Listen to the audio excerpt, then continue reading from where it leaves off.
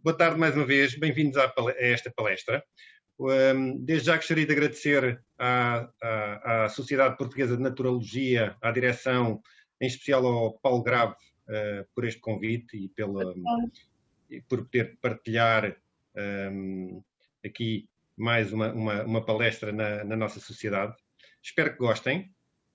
O tema de hoje é, como podem ver, pode a postura corporal ter influência na nossa saúde e vou então dar início aqui à palestra, que depois no final terá perguntas e respostas, portanto depois estejam à vontade para colocar as vossas questões no final desta apresentação. Então, começo aqui só por uma breve apresentação do que é que vamos falar. Vamos falar aqui sobre a definição da postura, só para termos uma ideia o que é que postura, o que é que quer dizer. Vamos ver que há vários conceitos. O panorama mundial e em Portugal de alterações, disfunções, problemas posturais que existem. Vou fazer aqui também uma breve introdução às especificações do corpo humano. As lesões por esforços repetitivos e os distúrbios osteomusculares relacionados com o trabalho, portanto, também a nível laboral, o que é que nós podemos encontrar, o que é que se sabe, o que é que se conhece. Dentro destes distúrbios que eu acabei de referir, vamos, assim muito brevemente, falar sobre os estágios que existem nestes distúrbios, os estágios das lesões. Que tipos de postura é que existem, os erros posturais que nós vamos cometendo ao longo da nossa vida, também ergonomia, falar um pouco sobre ergonomia, e depois no final aqui alguns exercícios que nós podemos fazer no nosso dia-a-dia, seja no trabalho, seja em casa, que poderão ajudar aqui na nossa postura. Então, a postura é o quê? A postura indica a posição do nosso corpo no espaço e tem por objetivo mantê-lo em equilíbrio, tanto estaticamente, ou seja, quando estamos parados, como quando estamos em movimento, dinamicamente. E para esta postura há vários fatores que têm o seu contributo. Entre eles o fator neurofisiológico, ou seja, o nosso sistema nervoso central, o nosso sistema nervoso periférico, o nosso sistema nervoso autónomo, o sistema biomecânico, ou seja, a parte toda articular, muscular, que também tem influência na nossa postura, e claro, também a parte psicoemotiva, ou seja, aquela questão mais emocional, psicossomática, também tem muita influência na nossa postura.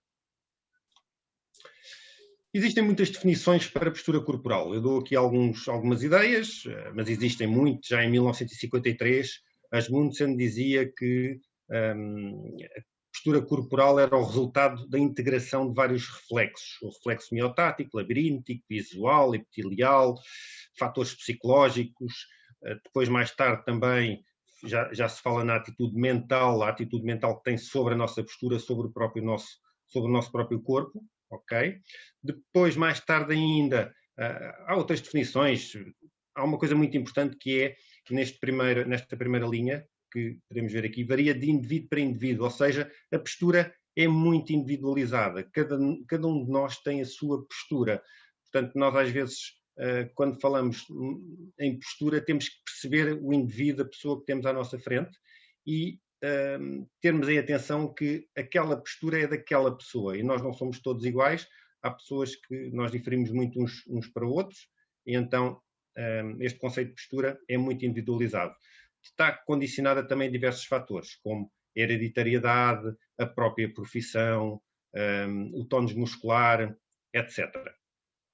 Portanto, existem várias definições, existem muitas definições. Eu não vou aqui detalhar muitas eu não coloquei aqui também, mas resumindo, a postura é um sistema altamente complexo e, como eu já referi, ela é individualizada.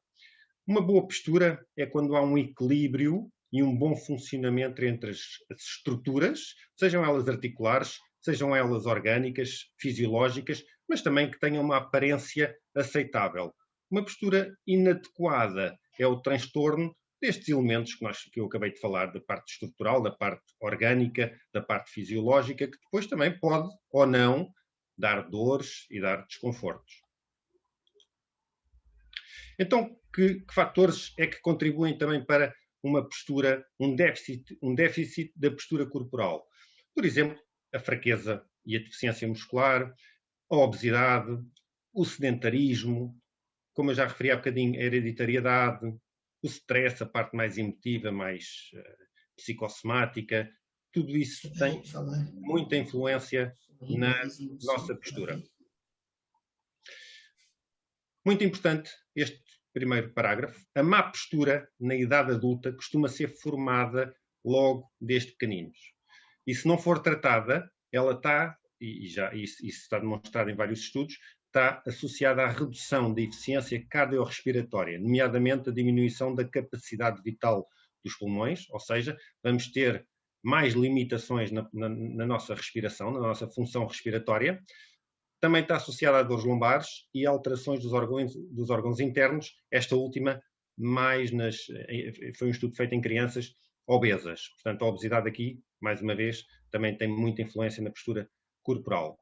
E, às vezes eu digo isto na brincadeira, que não é na brincadeira, mas é uma analogia, no fundo, as crianças quando começam a crescer, é como se fossem umas árvores que estejam a ser plantadas, estejam a crescer. Se elas forem crescendo direitinhas, na idade adulta estão direitas. Se elas forem crescendo tortas na idade adulta, também vão ter depois consequências na sua postura. Em 2017, as doenças musculoesqueléticas foram as que mais contribuíram para a incapacidade global. Estamos a falar de cerca de 16%. E desde 1990, que a lombalgia é a dor lombar, eu aqui não estou a especificar a causa, mas estou só a dizer a dor lombar, é desde 1990 a principal causa de incapacidade. Aproximadamente 80% da população mundial vai sofrer deste tipo de dor lombar, pelo menos uma vez durante a vida. E destes, 6 a 10% são casos que acabam depois para ser crónicos. A prevalência da lombalgia em Portugal é metade da população, é 50% quase.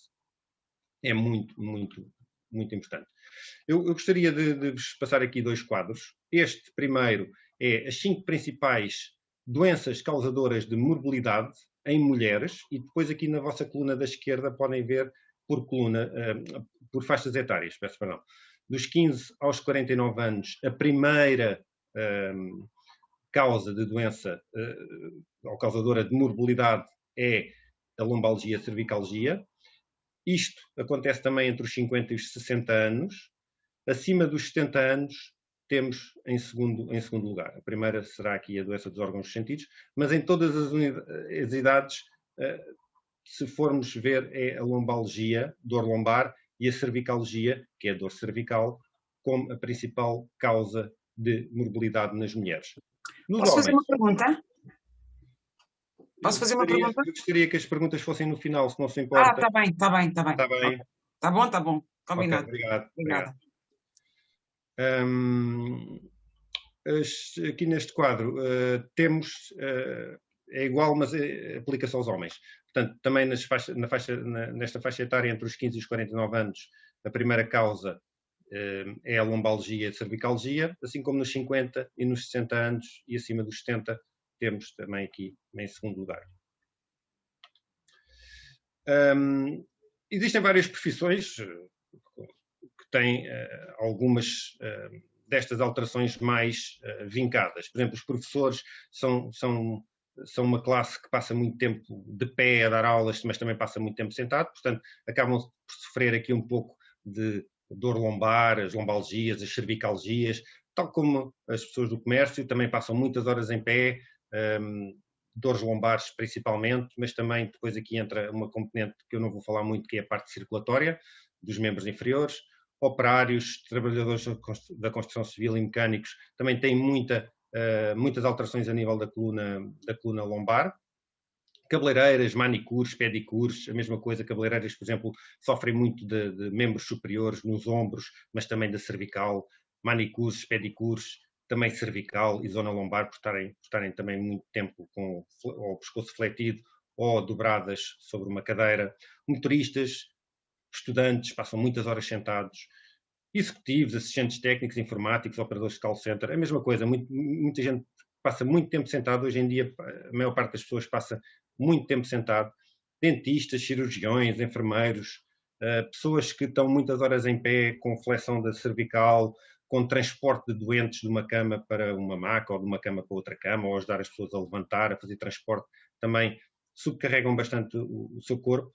Empregados de armazém, que pegam em caixas, em pesos, etc. E, voltando só aqui a dar mais uma ideia, portanto, trabalhadores de construção civil têm, por norma, mais, e da indústria metalomecânica, mais dores lombares. A indústria automóvel, mais tendinites do punho e do ombro, isto também muito derivado aos movimentos repetitivos, que eu vou falar um pouco mais à frente. E verificou-se também que os funcionários, aquilo que eu estava a dizer há bocadinho, que trabalham em escritórios, passam 2/3 do seu tempo sentados. Portanto, lombalgias, cervicalgias, as pessoas passam muito tempo sentados e depois, outra coisa, passam muito tempo seguidos sentados, sem se levantarem. Isso também é muito importante. Quando estas alterações surgem num contexto laboral, dizemos que isso são chamadas DORT, ou que são os distúrbios osteomusculares relacionados com o trabalho. Também podem ver na literatura como LMELT, que é, no fundo, são lesões musculoesqueléticas ligadas ou relacionadas ao trabalho, que são as patologias mais comuns da União Europeia. Tem uma perda significativa a nível da perda dos anos de trabalho, do absentismo, tanto a nível mundial como também a nível da União Europeia.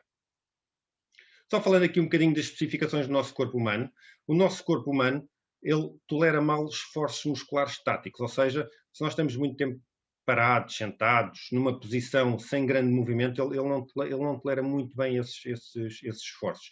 Ele tolera melhor os esforços dinâmicos. Nós somos feitos para mexer, não fomos feitos para estar parados. Portanto, quando nós estamos muito tempo parados e durante muitos anos, durante muito tempo, isto acaba sempre por depois criar algumas alterações a nível postural. Da mesma forma, quando mexemos muito ou quando mexemos mal, também não é bom. Mas, no fundo, isto só para dizer que o nosso corpo não tolera muito bem esforços estáticos e tolera melhor esforços dinâmicos. O que é que são os esforços estáticos? São posturas, são aquelas que duram mais de 20 segundos quando nós estamos parados. Ok? Portanto, quando estamos sentados num computador, normalmente isto acontece durante muito mais tempo. Um esforço dinâmico é aquele que há contração muscular, ou seja, há movimento de um segmento ou de vários segmentos, que depois podem ser movimentos repetitivos ou não.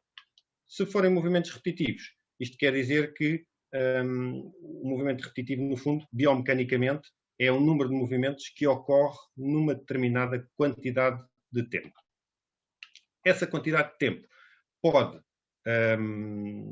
podemos, no fundo, dividir isto como sendo um ciclo. Um ciclo é uma sequência de passos para executar uma determinada tarefa. Se esse ciclo tiver, ou se esse número de passos for superior a 30 segundos, podemos dizer que são pouco repetitivos. Se tiver uma duração inferior a 30 segundos, dizemos que é um movimento muito repetitivo para executar uma determinada tarefa. As lesões surgem quando o ritmo da agressão ultrapassa a velocidade de recuperação das estruturas. Por isso é que fazer movimentos repetitivos durante muito tempo, não damos tempo ao nosso corpo para recuperar desses movimentos que estamos a fazer. E então a lesão poderá começar a ser criada. E isto, ao fim de anos, pode vir a dar, às vezes, aquilo que chamamos de tendinites no punho, tendinites no cotovelo, tendinites no ombro, ou noutras zonas do corpo. Então, o que é que são as lesões por esforços repetitivos ou os distúrbios osteomusculares relacionados com o trabalho? São trabalhos ou funções que exijam movimentos repetitivos, que eu já referi há pouco. Quando estes trabalhos ou estas funções não permitem pausas, ou seja, quando existe ausência e impossibilidades de pausas espontâneas, quando o próprio equipamento ou mobiliário onde nós estamos não está adequado a nós, ou seja, quando temos, por exemplo, uma pessoa, por exemplo, passa muito tempo sentada a um computador, quando tem um computador que não está de frente, está de lado, ou quando a cadeira não tem apoio, por exemplo, um apoio lombar, ou quando não tem um apoio dorsal também, ou, por exemplo, quando a cadeira está muito afastada da mesa. Portanto, isto pode aparecer por aqui também. Necessidade de permanência em determinadas posições, por tempo prolongado, também já temos falado disto, já tenho falado sobre isto, e quando existe também a parte mais emocional, ou seja, quando estamos muito focados, quando estamos sob muito stress, quando temos tarefas para concluir ou para terminar muito rapidamente e estamos muito tensos. E esta tensão é uma tensão que depois também acaba por poder criar alterações musculoesqueléticas, muitas vezes a nível da cervical, porque estamos muito tensos no pescoço e normalmente, bom, muitas das vezes é por aqui que aparece. Então, fazendo aqui uma síntese daquilo que eu falei, fatores de risco para estas lesões por esforços repetitivos ou por estes distúrbios osteomusculares. Fatores de risco, a repetitividade, o esforço, a força, posturas inadequadas, o trabalho muscular estático, a invariabilidade da tarefa, estar sempre a fazer a mesma função, a mesma tarefa e não ir mudando, choques, impactos, pressão, vibração, frio, existem vários. O que é que modela tudo isto? A intensidade com que isto é feito, a duração, quanto tempo é que isto tudo dura, no fundo, e a frequência, ok? E depois poderá haver ou não um risco destas lesões. Falando aqui rapidamente sobre os estágios destas lesões, temos uma primeira fase, que é a fase 1, que é aquela que tem melhor prognóstico, ou seja, a pessoa na zona que sente desconforto ou dor, ou aquela que é afetada, poderá sentir uma sensação de peso, de desconforto desse membro afetado, dessa zona afetada. A nível de exames físicos não há sinais ainda, portanto isto é uma fase ainda muito inicial, aparece mais ao final do dia de trabalho, ou então durante picos de produção, em que a pessoa tem mais intensidade de trabalho. Melhora com o repouso ou com a diminuição do ritmo de produção, o prognóstico é bom. O que é que temos que ver aqui? Temos que investigar as condições de trabalho. Temos que orientar o trabalhador e ir fazendo uma avaliação periódica para perceber se realmente há ou não a evolução. A evolução para quê? Para a fase 2, que seria ou que será uma dor mais intensa, mais localizada, pode ser acompanhada ou não de parestesias, edemas, dor à palpação, nodulações, etc., na parte muscular, nos tendões. Aparece durante o trabalho, começa por haver alguma queda de produtividade e pode surgir também na realização realização de atividades domésticas. Demora mais tempo a recuperar e a melhorar com o repouso. O prognóstico aqui também é bom e aqui, eventualmente, já poderá haver alguma reabilitação. Fase 3 é uma fase mais avançada. Há uma dor mais intensa, mais persistente. Aqui já começam a haver a impossibilidade de realizar tarefas laborais ou domésticas. O repouso unicamente atenuador. Aqui o prognóstico já começa a ser um bocadinho reservado, já é mais reservado, e a baixa no trabalho e no tratamento tratamento de reabilitação já aparece aqui mais vincado. Fase 4 é a fase mais avançada ainda. A dor é forte, é contínua. Aqui já pode haver deformidades das próprias articulações ou da própria zona que está afetada, atrofias musculares, já pode aqui mexer com a parte emocional, a pessoa pode ficar já mais depressiva, mais angustiada, com mais ansiedade, pode inclusive ter já distúrbios na qualidade do sono. Capacidade para o trabalho aqui é nula, portanto a pessoa aqui já está de baixa e obviamente tem que fazer aqui reabilitação. Há um estudo que foi feito em Portugal, que é este que eu vos mostro aqui, que é o PROUD, que diz que cerca de 6% dos trabalhadores apresentam diagnóstico destas lesões musculoesqueléticas relacionadas ou ligadas ao trabalho. Estima-se que em todo o mundo elas correspondam a cerca de 15% de todas as doenças em trabalhadores. Então, o que é o melhor? É a prevenção. A prevenção é, de facto, o melhor remédio. Se nós formos fazendo o nosso trabalho de casa, e eu digo aqui trabalho de casa como sendo ter o cuidado de ir fazendo, de ir arranjando aqui algumas estratégias para não estarmos a subcarregar o nosso corpo. Isso, de facto, é que faz todo o sentido, para não deixarmos ir acumulando ao longo dos anos. Porque já vimos, quanto mais deixamos acumular, depois também mais difícil é recuperar.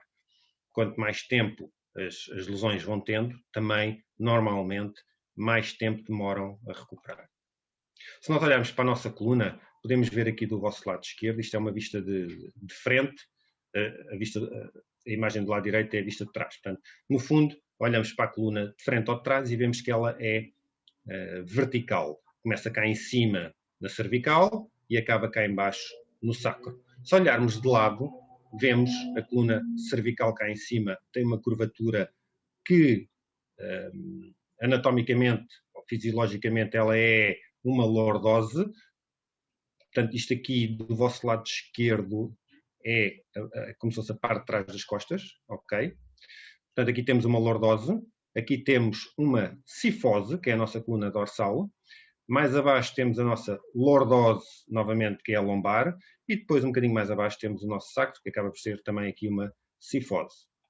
Quando estas alterações posturais vão sendo vincadas no nosso corpo, vão aparecendo no nosso corpo, porquê? Porque eventualmente passamos muitas horas sentado. Podemos ver na imagem da esquerda que todas estas lordoses e cifoses que eu acabei de referir começam a sair do normal para ser patológico, ok? Portanto, começamos a aumentar mais uma lordose cervical, começamos a aumentar mais uma lordose, uma cifose dorsal e muitas vezes a nossa lordose lombar acaba por desfazer, ou seja, a lordose passa a ser quase uma retificação, e chama-se mesmo retificação, que é quando a curvatura começa a ficar diminuída, ou ter uma tendência para uma retificação. E depois poderá eventualmente também criar alterações a nível fisiológico, e aqui estamos a falar a nível, por exemplo, digestivo, estamos a falar, por exemplo, a nível respiratório, que eu já referi há bocadinho também no início. Portanto, pode haver aqui várias alterações em termos anatómicos e também fisiológicos. Se nós olharmos, por exemplo, para um indivíduo que tem uma escoliose, podemos ver que a sua postura depois acaba por, em termos visuais, a ter uma alteração, um ombro mais elevado do que o outro, por exemplo, ou uma perna mais curta do que a outra, se for nos membros inferiores, por exemplo. Portanto, tudo isto depois pode criar alterações que podem ser visíveis, e às vezes não são assim tão visíveis, tão perceptíveis, mas podem também criar alterações fisiológicas, não só físicas, mas depois também fisiológicas a nível orgânico. Aqui, por exemplo, aquilo que eu estava a dizer, se olharem para a imagem da esquerda, será uma curvatura que podemos considerar o adequado. Se olharmos para a imagem a seguir, vemos um aumento das curvaturas, uma hiperlordose, por exemplo, lombar, uma hipercifose aqui na zona dorsal. Se houver uma diminuição das curvas, podemos ver que isto é chama-se isto, uma retificação, por exemplo, retificação lombar, uma retificação dorsal. Se olharmos para a pessoa de frente ou de trás e virmos um desvio neste plano, dizemos a isto um desvio lateral, ou seja, uma escoliose.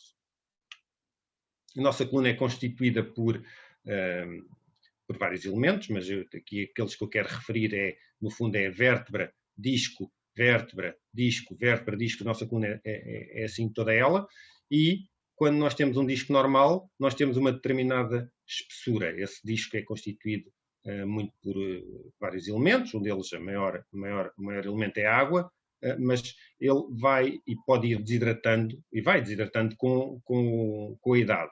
E quando nós temos posturas incorretas, pior ainda, vai criando ainda um maior desgaste, que depois pode levar a uma degeneração do disco, pode levar a uma protusão discal, que não é bem uma hérnia, mas pode caminhar para uma hérnia, pode levar a uma hérnia discal, pode levar depois à degeneração, depois aparecem estes bicos chamados, são os osteofitos, a osteofitose, que são chamados bicos de papagaio, mas que acaba por ser uma consequência desta degeneração da própria coluna. Eu gostaria só aqui de vos passar uma imagem, várias, mas cada uma destas imagens, eu penso que uma imagem vale mesmo mais do que 1000 palavras. Vocês terem uma ideia, por exemplo, Na imagem da esquerda, a nossa coluna quando nós estamos direitos. Na imagem da direita, vocês podem ver quando nós estamos ao telemóvel. O que é que acontece? Há um aumento da nossa curvatura dorsal, ok? Portanto, esta cifose acaba por ficar aumentada e a nossa cervical, que é uma lordose, acaba por ter uma tendência para a retificação. Porquê? Porque nós, quando baixamos a cabeça, quando fazemos a flexão da cabeça, como esta menina está a fazer, desfazemos um pouco esta curvatura, que é uma curvatura normal que nós temos. Portanto, quando passamos muitas horas ao telemóvel, é isto que acaba por acontecer.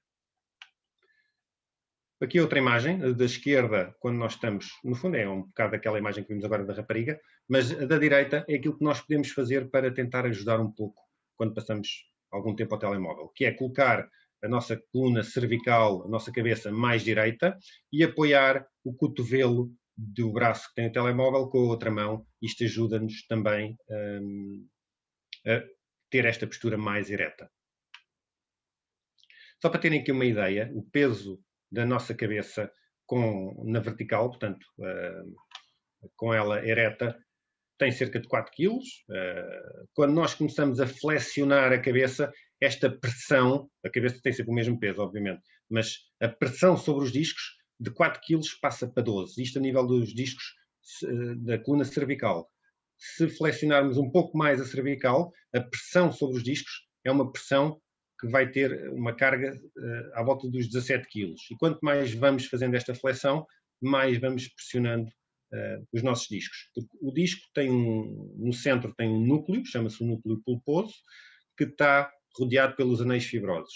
Quando a cabeça está na vertical, a pressão sobre o disco é como se fosse uma pressão sobre toda a área do disco. À medida que nós vamos flexionando a cabeça, essa pressão acaba por não estar distribuída pelo disco todo. E então começa a fazer pressão sobre zonas mais específicas da coluna. E vai criar uma pressão suplementar sobre o núcleo pulposo, ou o núcleo do disco. E por isso é que esta carga que vocês estão a ver aqui vai aumentando, exatamente por isso. Porque essa carga da cabeça sobre a coluna cervical, sobre os discos, não é tão homogénea como quando é aos 0 graus.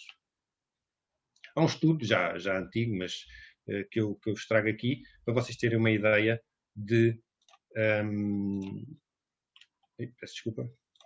Para vocês terem uma ideia da carga que é exercida sobre o disco L3, a nível da coluna lombar, estou a falar de L3. Quando nós estamos deitados, barriga para cima, existe pressão sobre o disco. Nós estamos sujeitos sempre à gravidade e o nosso próprio peso, obviamente. Mas temos aqui cerca de 25 kg sobre esse disco, L3. Quando estamos de pé, peço desculpa. Quando estamos de pé, estão a ver a carga que fazemos sobre o nosso disco, cerca de 100 kg. Okay? Quando estamos sentados, podem ver que a carga é superior a quando estamos de pé. Depois aqui estas outras imagens, isto é com 10 kg, fazendo tanto de pé, fazendo flexão e tendo um peso de 10 kg, e aqui é tanto sentado. Mas aquilo que eu gostaria de deixar aqui referido é o seguinte, a diferença que vocês veem entre o estar de pé e o estar sentado. Ou seja, quando nós estamos muito tempo sentados, vejam a pressão que nós estamos a fazer sobre a nossa coluna. Criamos mais pressão sobre a nossa coluna estando sentados do que estando em pé. Porque estando sentados, nós estamos a fazer pressão diretamente sobre a bacia, neste caso, mais diretos à coluna, sobre o sacro. E o sacro é a parte final da nossa coluna. Então, se nós estivermos a fazer aí muita carga nessa zona, vamos ter uma carga maior sobre a nossa coluna do que se estivéssemos em pé, em que estamos apoiados sobre os nossos membros inferiores, portanto, sobre os pés, e aí a carga é menor sobre a própria coluna. E então, quando nós estamos ao telemóvel, ou quando temos um telefone entre o nosso ombro e a nossa cabeça, vejam bem a diferença que existe a nível das curvaturas da nossa coluna, da nossa cervical. Por isso, é muito importante termos este cuidado de irmos adotando posturas corretas no nosso dia-a-dia, porque isto ao longo dos anos vai deixando marcas. Por exemplo, estarmos assentados numa cadeira sem apoio lombar. O que é que acontece? Podem ver aqui na imagem da direita a coluna lombar, que no fundo é uma lordose, aqui não tem lordose nenhuma. A lordose está desfeita. E então, uma cadeira do lado esquerdo, a imagem do lado esquerdo, se nós tivermos uma cadeira com apoio lombar, que seria esta toalha enrolada que vemos aqui, este apoio lombar vai permitir que a nossa coluna lombar não tenha a curvatura desfeita. Desfeita no sentido de ela não estar invertida, ok? Portanto, é importante estarmos sentados e bem sentados numa boa cadeira, com bons encostos, para não termos este tipo de problema. Da mesma forma, os senhores que usam, normalmente os senhores é que usam mais a carteira no bolso das calças, no bolso de trás, mas já quem usa, as senhoras usam os lenços, por exemplo, ou às vezes até os telemóveis, não dá muito jeito de sentar em cima de um telemóvel, mas isto aqui é só para vos dar uma ideia do que é que acontece na imagem da esquerda. Em cima podem ver a nossa coluna quando uma pessoa está sentada normalmente, e na imagem da direita podem ver uma pessoa que se senta com, por exemplo, a carteira no bolso de trás das calças, ok?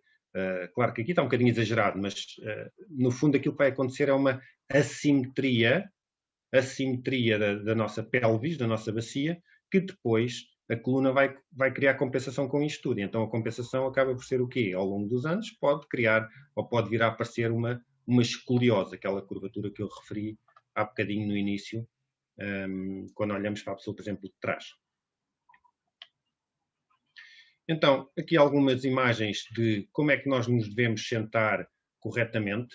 Isto como são imagens que, ou melhor, como esta palestra está a ser gravada, aquilo que eu proponho é depois vocês, quando ela estiver disponível, se quiserem depois ponham a correr a palestra e depois façam pausa nestas imagens para ver melhor o que é que está aqui explicado, ok?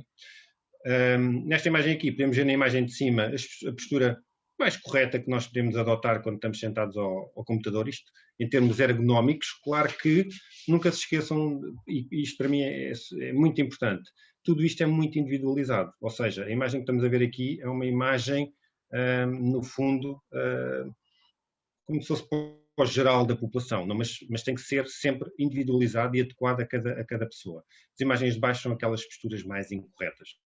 Ou seja, nós podemos, por exemplo, colocar aqui um apoio para os pés, nesta imagem podemos ver aqui, isso faz o quê? Faz com que não haja os joelhos não estejam tão fletidos, e ao não estar tão fletidos também estamos a melhorar aqui mais a parte toda circulatória, seja ela sanguínea, seja ela linfática, dos membros inferiores. Depois, temos uma cadeira com apoio lombar, chegarmos bem à frente para apoiar os antebraços na mesa, ok? Ter o computador nivelado, o topo do computador nivelado com a vista e estar de frente para nós, não estar de lado, porque senão estamos torcidos.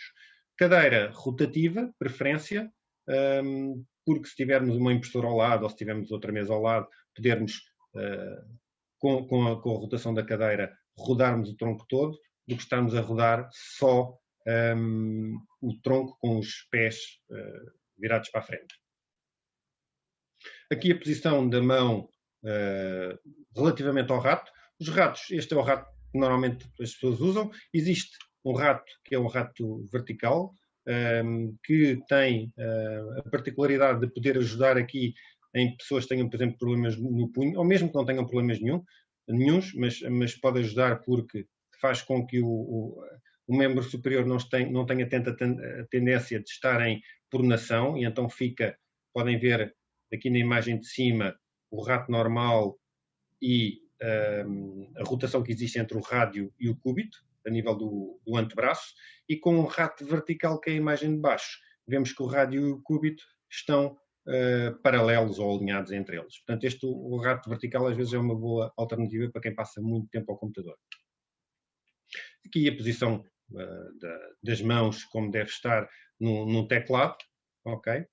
E alguns exercícios que nós podemos ir fazendo ao longo do dia a dia, que é respirar lentamente pelo abdômen, ok? Sem bloquear a respiração, relaxar, concentrar nos músculos e articulações envolvidas, e podemos ir alongando. Estes alongamentos devem ser feitos até a pessoa sentir um ligeiro desconforto, não é dor, isso a dor já está a fazer demais, portanto, é sentir ali uma ligeira tensão, um ligeiro desconforto, manter ali 15, 20, 30 segundos o alongamento, e deve ser suave, ou seja, a pessoa deve começar gradualmente a alongar, manter então estes tais 20 segundos e depois gradualmente também relaxar. Podemos fazer isto aqui. Podemos fazer, por exemplo, para a cervical, inclinar a cabeça para um lado e com a mão do lado oposto puxar a cabeça para um lado e sentir este alongamento ao longo da cervical. Podemos fechar os braços para trás para alongar a parte peitoral, a zona peitoral e também alguns dos músculos dos membros superiores. Podemos fazer este alongamento também para os peitorais, que é com as mãos contra a parede, ok? Mais alguns alongamentos podemos fazer também para os membros superiores, para os membros inferiores, como estes músculos posteriores, ou os músculos de trás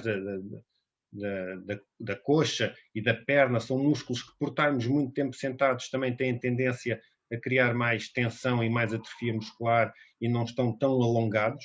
E então este tipo de alongamento é importante.